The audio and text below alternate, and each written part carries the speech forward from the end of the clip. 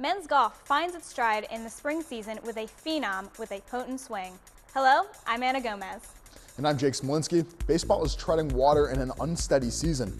Can they keep it up? You're watching LaSalle TV's home for Explorer Athletics, SportsLine.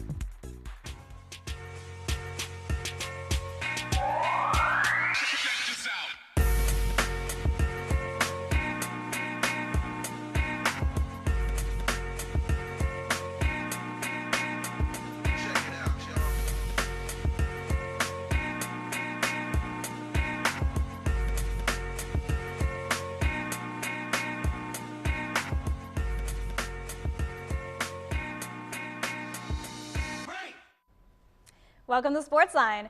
First of all, we want to give a huge congratulations to Villanova on their March Madness win. The final shot was no Southwest Philly floater, but it'll do.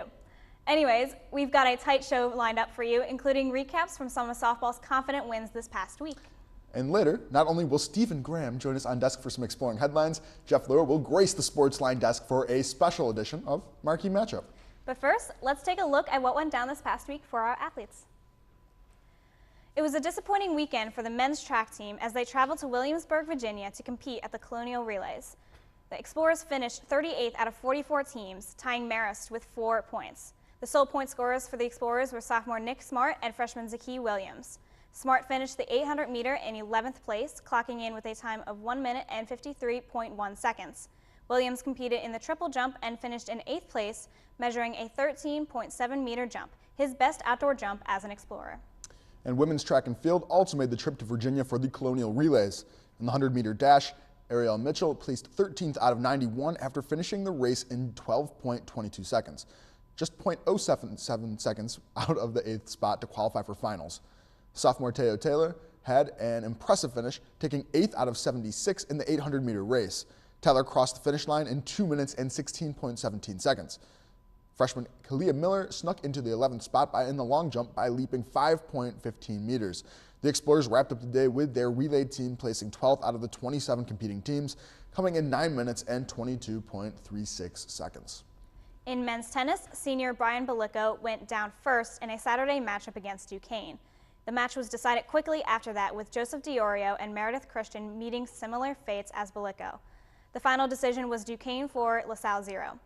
For the women who also faced Duquesne, sophomore Ali Santarelli was the only Explorer to score points on her day, losing her second game 6-2 in singles. Final score here was also 4-0 Duquesne. In their home matchup against Hofstra, the women dropped every round, falling 6-0. And on the dual matches Wednesday, April 6th, St. Joseph shut out LaSalle for 0-7 decisions for the men and women. And in the first of A10 play, baseball split up the 3-game series against George Washington. The Colonials got the upper hand in the first two, besting LaSalle in 2 low-scoring games before falling to the Explorers in the final matchup 3-6. The start of this game was scoreless until LaSalle rallied in the 7th inning to edge out any hope to a GW series shutout. Matera pitched 4 scoreless innings before Willie Warsick shut out 3 innings of his own to keep the Colonials at bay, 6-3 LaSalle. And after a 22 massacre against Udell earlier in the season, LaSalle faced off against the Blue Hens in hope of redemption. Let's cut some video. All right, on April 5th, we had LaSalle against Delaware State at home in the I'm blanking on the name of our own stadium. That's just horrible. But anyway, Hank DeVincent. Oh, thank you, Gomez. Just my eternal fact checker. So anyway, this was actually much closer of a game than you would expect, even though it was a 4-2 loss. LaSalle really put some serious moves, had a lot of momentum going. Joey Ravert was getting a ton of people on base. We had Colin McGowan getting on base as well, but it just, as you can kind of see, it was just hit after hit, strikeout after strikeout were just happening at the worst possible times. Just those 2-out blues, you know, like it was hurting. And right here you see Joey Ravert with a huge double. And here, this is one of actually the most dangerous plays of the game. We have this Explorer fielder going for it. Let's take a look at that again. And yeah, dinger off the head, off the fence. He did not look like he was going to walk that one off. They actually had to take him out of the game. But here, so we had some really impressive fielding. Jared Malone had a really impressive game at third base. And overall, like, I was really impressed with just how confident our team was looking. It just really seemed like things just were not meshing. And right here, this is just kind of the play that really capped it off. Huge hit, streaker down the second baseline. And, you know, because of a base running error, that's how they blew that inning. And so, yeah, honestly, like, the game could have turned out a lot different, but I think we're heading in the right direction. Yes, and considering we had lost 22-1 before against Delaware, Yeah. it was They're a tough team. So thank you, Jake. Yeah. LaSalle took down Delaware State 4-2 on Wednesday, April 6th. In the 6th inning, Justin Jacko popped an RBI single that gave Joey Rabbert the opportunity to score. Brian Tago came up with the 4th in a single and scored on a throwing error from Delaware. Later in the 4th, redshirt senior Derek Prucknell walked on the 1st of an error. Then he was speedy on the bases and stole second that allowed him to score on an RBI single from Jared Malone. The Explorers put up an insurance run in the 9th on a Malone sacrifice bunt. Tom Fazzini then got on the mound and pitched a scoreless 9th inning and received his 6th save. Baseball now has 9 wins on a 21-loss season. And softball broke even on a Saturday doubleheader against A10 competitor St. Louis. The Billikens could not adjust to a dynamic offensive effort led by Val Pinheiro, and the Explorers belted 2 homers in Game 1, including a triple RBI in the 1st, but it seemed like St. Louis caught up to the Explorers in Game 2 later that day. Managing just 2 runs in the 4th from an Emma Schweikert single, sending Michelle Aggerty and Tina Bascara home, St. Louis tallied 10 runs off of the bats of several athletes throughout the game, and Game 3 for the Explorers fizzled. St. Louis ran away with this one, scoring 13 runs in the first 3 innings. LaSalle threatened the Billikens throughout the game off the golden bat of Michelle Haggerty. However, the junior actually blasted a 2-run homer in the 1st inning and now has 25 career home runs as an Explorer, and that's the 2nd most of all time. A second offensive effort was from junior Lindsey Gaines, who hit a grand slam on a full count. And even with 4 points added in the 5th, St. Louis responded soundly and added 4 more to their lead, closing out the series to 17-7 St. Louis. And then after that, the women sought out a doubleheader, a victory against Lafayette. And can we roll the tape? All right, and so on April 6th, we had everybody over in the West Campus field for a doubleheader against Lafayette. Starting at 3 p.m., this was going to be a bit of a marathon, to be honest, for the women. And for the first game, honestly, we had, once again, seeing Emma Schweikert, Michelle Haggerty, and Bascara all making huge plays on offense. We had Bascara, huge home run to bring home a 3-1 lead. And this was actually the 11th home run of her career. And then as we moved in, actually, LaSalle clinched Game 1. And then going into Game 2, this is where things got a little bit dicier. It seemed like the pitching had actually like worn itself out just a little bit. And we really started to see their offense starting to explode. And as you can see right here, huge homer that happened for Lafayette. And Val Pinheiro was impressive on the mound. However, just couldn't get that almost like that Mary Kate Scott sort of flourish. Still, just losing out on some seriously depressing plays. And that's what made it a bit of a challenge, where we were making all these defensive plays, but just not being able to contribute anything on actual offense. So overall, this was a good series, and it looks like softball is finally gaining momentum against these A10 teams. However, I really want to see if we can start to stretch the limits of the season and, you know, start to make an impact in the A10. So, yeah, that's it. Great, yeah. Thank you, Jake. Yeah, no problem. LaSalle Rowing took on the Schuylkill once again on Saturday, April the 2nd, this time to race Washington College, Franklin and Marshall, and Bucknell, among others. Both the women's varsity 8 and varsity 4 boats finished in 3rd in their respective races, with the varsity 4 finishing in 8 minutes and 1.4 seconds, just ahead of Philly U's. Of the men's team's 3 boats, their second varsity 8 took first in its heat, coxed by freshman Elijah Cox. The team overtook Franklin and Marshall and 2 Washington boats with a finishing time of 6 minutes and 37.7 seconds. And despite a chilly weekend out on the course, men's golf competed in the two-day Lafayette Invitational. Held on Sunday, April 3rd through the 4th, the Explorers ended the first day of play behind 5 other teams. They tied for 6th place out of 19 teams total.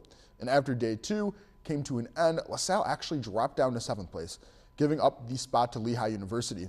LaSalle Jr. and standout PJ Asierno finished first overall at the Invitational, congrats, and actually fighting his way up from 4th place at the end of the first day. Asierno shot a 73 both days of the tournament and a 146 overall. Congrats to PJ and the entire men's golf team on an exceptional weekend. Lacrosse opened up their A-10 play with a heartbreakingly close loss to Davidson. The Wildcats came out swinging, scoring the first 5 points of the game in just 15 minutes. Allie Elginfritz was the first to net a shot with the Explorers with an unassisted goal. 2 more followed for the blue and gold, including a penalty shot by Caitlin Fay in the last 5 seconds of the half to bring the score 5-3. Davidson. In the latter half, Fay, Nicole Black, Brittany Edwards, Allie Burnett, and Katie Fonte all tallied points for the Explorers. With 5 minutes left in the play, the Explorers were leading. All they had to do was keep the Wildcats out of the net. But with 59 seconds left, Davidson tied the game to only to score a few seconds later off a penalty shot. And just like that, the Explorers fell to the Wildcats 8-9. And now, here for some exploring headlines. Making his grand return is Stefan Graham. Thank you for coming on. I didn't know that you did SportsLine, or actually LaSalle TV in general anymore. It seemed like years ago that I've been on here, and it's probably been like a semester. Yeah, I know. I kind of forgot what you looked like, what you sounded like. I don't know what you smelled like, and yeah, it's just kind of feels very intimidating to have you on the desk right now. Is it? All right, let's get to it. Following the women's team by just a few weeks, the men's water polo team has found its home conference. LaSalle has been invited to the National Collegiate Athletic Association's water polo roster. Say that 5 times fast. The largest in the country. The Explorers join 19 other teams in the conference, which now hosts nearly half of the programs in the United States. And hot on the heels of alumni Lionel the Lion Simmons Hall of Fame induction, Explorer basketball can add another historic honor to its resume. The 1968-69 LaSalle basketball team will be inducted into the Big 5 Hall of Fame on April 11th. Coached by our man, Tom Gola, the team went 23-1 and is considered the best team to have ever competed in the history of the Big 5. Wow. That is... What an honor. Seriously. Lionel Simmons. What a champ, honestly. Well, it's exciting to see that we had LaSalle come in with an honor, considering we had a huge basketball news in Philadelphia this week. Yes, I know. We somehow managed to slip into the news with NCAA champs Villanova. I'm still kind of in shock that it got brought back to, is it Philadelphia? They keep bringing up the fact that these teams win like every 31 years, and they mentioned LaSalle because they were before the '85 Villanova team. But it was great. You heard the Tom Gola and LaSalle shout out on national broadcast. Yeah, shoot. I didn't tune in. Yeah, so I didn't know. So you missed the buzzer beater? You missed that buzzer beater? I mean, I watched it on Twitter like immediately after, but I mean that's doesn't count. Doesn't count. You missed now the best shot in college basketball history. It's official. I'm still sold on the Southwest Philly floater as being the most important. But such a LaSalle fanatic. However, though, speaking of LaSalle, John Rothstein, the CBS article that you shared. That you shared in particular. Yes, several other people did. I think it was the bold statement so far, but LaSalle people love to hear it because we got a Big 5 national champion now, and we want to see more success. Yeah, well, thank you. Thank you, Steve, for that. We'll make sure that we tweet out that link to all of our followers. So anyway, this brings us to our first break, but when we come back, we have all of the upcoming LaSalle sports action. So stick around. Stick around, yeah.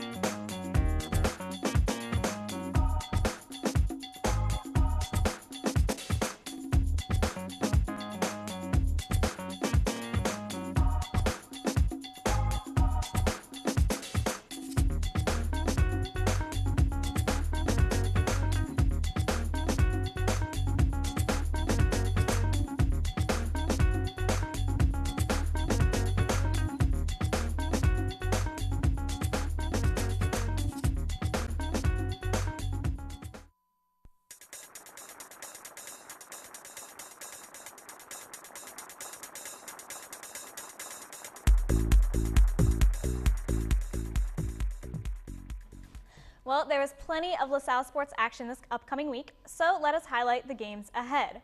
Track and field splits up the squad for a trio of meets starting April 8th at the Sam Powell Invitational at Princeton on the 9th.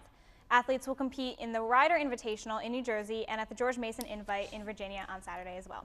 And men's and women's tennis will face off against the Rackets of St. Bonaventure on Saturday, April 9th. Then we'll take on, Bucknell on Tuesday, while the men will test their luck with the Fordham Rams on Wednesday. Also taking on a Bonnie squad is softball for a doubleheader on Saturday the 9th and a third game on Sunday. Then the team will welcome Villanova for a doubleheader on Tuesday, April 12th. And women's lacrosse braces for two big games this weekend and this first Friday afternoon against the 3-7 St. Bonaventure Bonnies. Then the 3-6 Explorers will verse St. Joe's, who is currently 2-8 on the season. Both games are shaping up to have a positive outcome for the Explorers. And baseball stays home for a 3-game series. First is Fordham starting Friday, April 8th. And to get us ready on everything we need about the series, we have, in his desk debut, yes, it is, Jeff Leroux on this week for a marquee matchup. Welcome, Jeff. Thanks, Jake. Let's get right into it. LaSalle men's basketball looks to pad on to that win column this weekend, taking on Fordham University in a 3-game series held here at Vincent Field. It's been a shaky start for the Explorers with a 9-21 record this season, but a 3-game sweep through the weekend could be what the Explorers are looking for. However, it won't be easy. Fordham comes into the series with a 14-15 record and have won 6 of their last 10. The Explorers' key to the victory comes with their offense. Third baseman Jared Malone comes to this game leading the team with a .288 batting average and 30 hits. Senior Joey Ravert is close behind with a .267 average and 27 hits. The Explorers need to keep the bat swinging to allow for a comfortable cushion for our pitching staff. Also, let's not forget Malone was behind sealing the victory of Delaware State on Tuesday when he hit sacrifice fly to deep left, bringing the runs that sealed the game. Besides the bats swinging, the Explorers must also make sure their defense is solid. The Explorers have racked up a whopping 45 errors throughout the season, while their opponents have only committed 26. The pitching staff will need all the help it can get against a dangerous Fordham offense. So, good defense throughout and keep the bats swinging will prove to be the key. The Explorers have lost 3 of their last 10 coming into the game, but I know myself, along with everyone here at SportsLine, will hope for a good weekend. Dang, no, that sounds like that's a really solid just wrap up with all that. Thank you. No, after seeing though that the last game and just getting to see, we're making so many dumb errors. They're so close. Yes, it's like one thing. All they need is one thing, and they'll get a win. The pitching staff seems to be good, and it seems to be keeping the score down. But they just need one more thing, Yep. It's. I think that's going to be key though as they move on and try to make some serious A-10 waves. Okay. So yeah. Anyway. Fingers crossed. Yes, fingers crossed. No, thank you. And this takes us into our next break. And once again, thank you to Jeff Leroux. And that is it. We'll be right back. Where have you been? I told you I was in a group private session. You know I don't like it when you stay out this late. But I told you But before. I told you to always let me know where you are. And to always answer your phone. I'm sorry. You never listen. You know I worry about you. But still, you consistently never do what I say. No! Stop! Stop! Domestic abuse can happen to anyone. If you or someone you know is in an abusive relationship, please call the number below. And remember, it is never the victim's fault.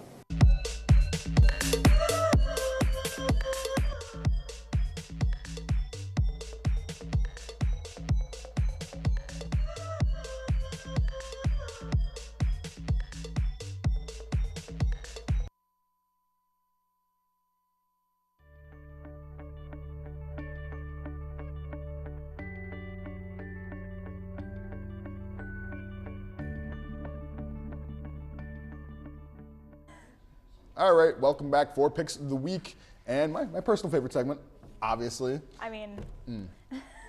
So anyway, we have pick number 1.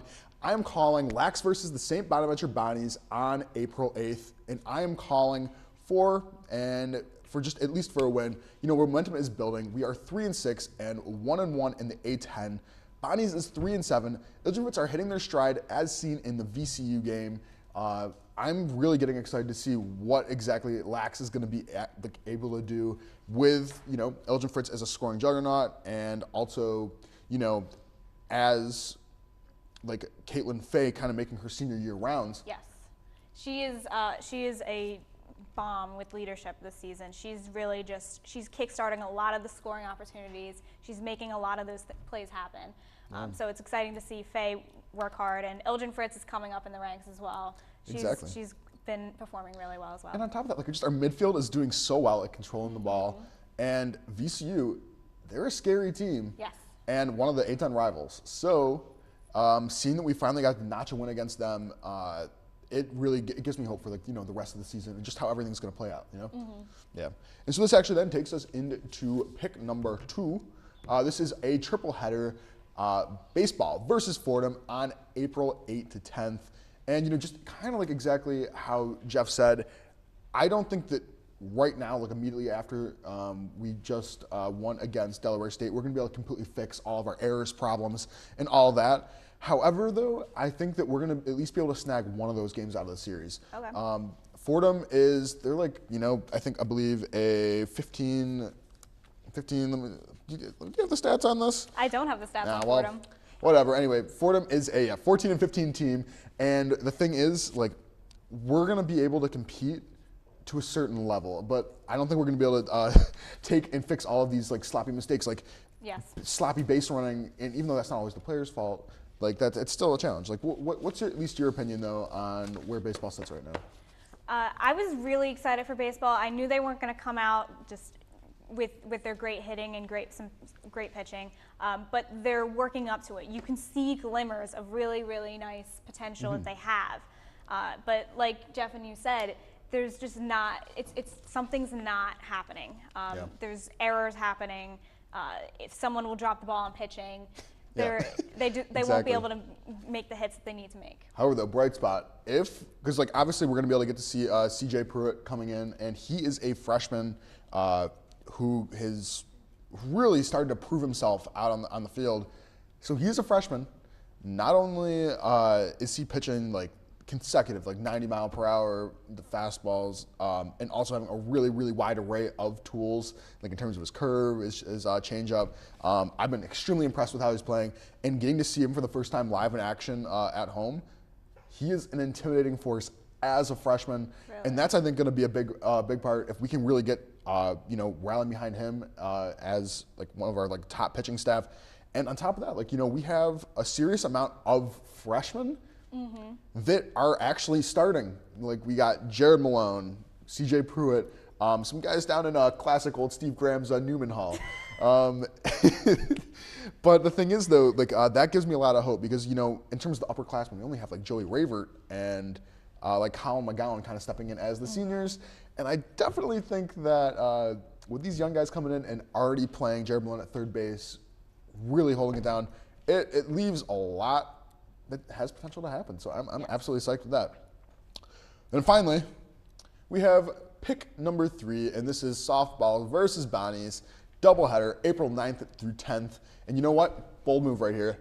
I'm calling a sweep of the series for softball. Wow.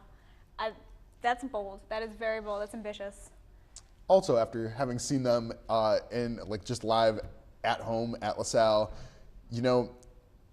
we actually are a really impressive team. We won 3 A-10 tournament games last season, and getting to see now, like still having Mary Kate Scott, still having Christina Vasquera, champ. They're all champs. Like they're actually they're a really, really fun team to watch because not only are they work so well together, they're a scrappy team. Like they're not exactly like your typical like softball juggernaut like St. Louis and stuff.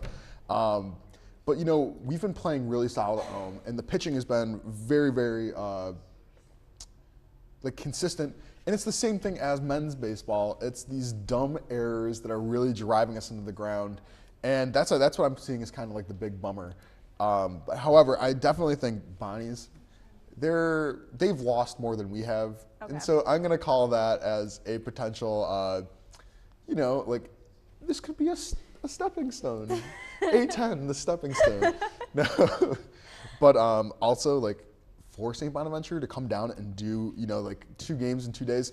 They're also coming down from upstate New York. Like I've seen St. Bonaventure in person. I have friends that go there. You do not want to go there. It's in the middle of the mountains in upstate New York. The only thing is, I'm pretty sure they actually they have like better breath control because of the altitude. Okay. Yeah, but I think that might be the only factor. I mean, they're only running the bases for a little bit. One of the things that you said, I'm taking over. Yeah. One of the things you mentioned about how with softball, they're a really scrappy team. I was going to spin that as a negative. I was going to say, they're just, it's not cohesive. It's not smooth. It's not what you think of as an A-10 team. But you spun that into positive and said, no, they're scrappy. They're a team that is going to pick up the balls. They're going to hit the bat and any opportunity that they have. Yep. So I think that was very. I agree with you now. You swayed me. Honestly, after talking to Allie Waddington, one of the senior players on the team, they are so impeccably tight, like as a unit, and it doesn't might look like it, but they are going to be doing something big this season. I can feel it. Well, on that note, that just about wraps it up for us this week. If you can't make it out to see the marquee matchup, be sure to tune in next week for our coverage. Keep up with this weekend's other sporting events by visiting GoExplorers.com and by following us on Twitter at SportsLine LTV. We post game updates and sneak peeks into the upcoming show. Also check us out on Facebook at facebook.com/LaSalleTV.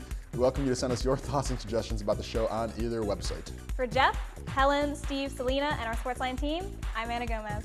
And I'm Jake Smolinski, host of Campus Movie Fest 2016. Thanks. And thanks for joining us, and we'll see you at the game.